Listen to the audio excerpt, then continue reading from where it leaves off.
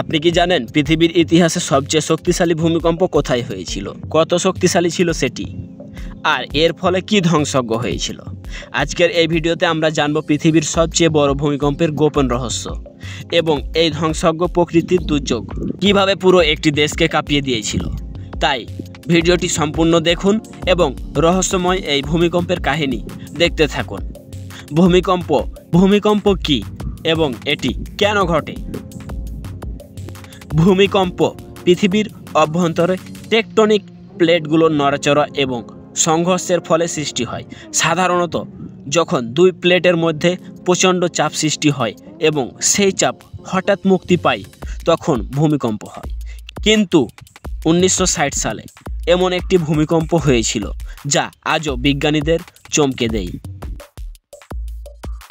তারিখটি ছিল 22 মে 1960। স্থান চিলি।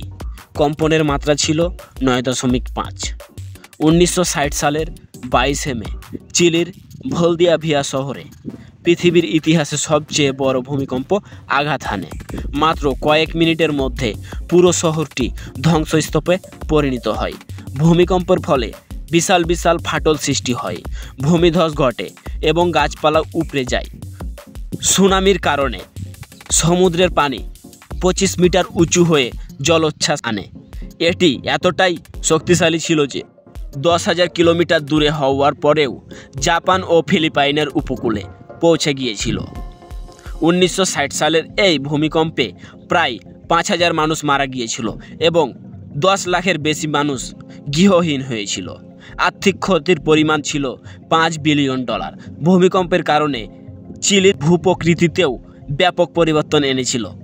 এই ভূমিকম্পের কারণেই বিজ্ঞানীরা ভূমিকম্প ও সুনামির সম্পর্ক নিয়ে আরও গবেষণা করতে শুরু করে এবং ভবিষ্যতে সতর্কতা ব্যবস্থা আরও উন্নত হয়। ভূমিকম্প এখনও একটি রহস্য।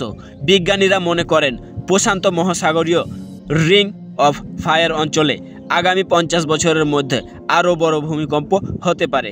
বিশেষ করে জাপান, ইন্দোনেশিয়া, চিলি ও আমেরিকার পশ্চিম উপকূলের বড় ধরনের কম্পন ঘটতে পারে। তাই ভূমিকম্পের অঞ্চলে সতর্ক থাকা খুবই গুরুত্বপূর্ণ। এই ছিল পৃথিবীর সবচেয়ে বড় ভূমিকম্পের রহস্যময় তথ্য। আপনার কি মনে হয় ভবিষ্যতে আরও বড় ভূমিকম্প হতে পারে? কমেন্টে জানান।